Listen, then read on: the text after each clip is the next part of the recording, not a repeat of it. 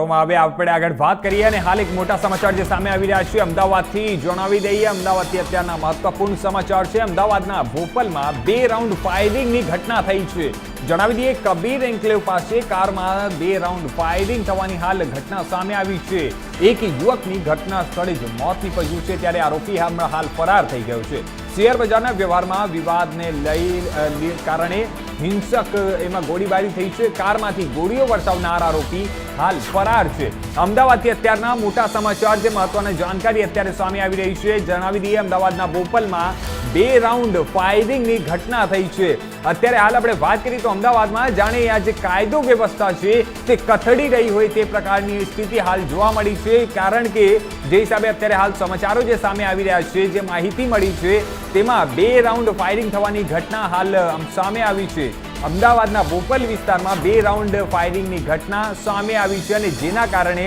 આસપાસના તમામ વિસ્તારમાં ચકચાર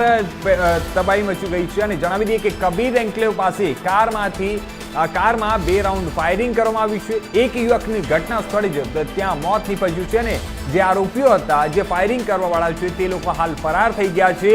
પોલીસને ત્યાં જાણ કરવામાં આવી છે પોલીસ હમણાં હાલ સમગ્ર કાર્યવાહી પર હાથ ધરશે તજવીજ હાથ ધરશે જણાવી દઈએ કે આમાં જે આરોપી હતો તે હાલ ફરાર છે અને આ ફાયરિંગ જે છે તે શેર બજારના કોઈ કારણોસર એને શેર બજાર માર્કેટમાં ઇન્વેસ્ટમેન્ટને લઈને જે કોઈ કારણ હતા અને એ લોકોના એના વિવાદના કારણે આ ફાયરિંગ કરવાની જે ઘટના છે તે થઈ છે અને જણાવી દઈએ કે આ ફાયરિંગની ઘટનામાં એક યુવકનું ત્યાં સ્થળ પર જ મોત નીપજ્યું છે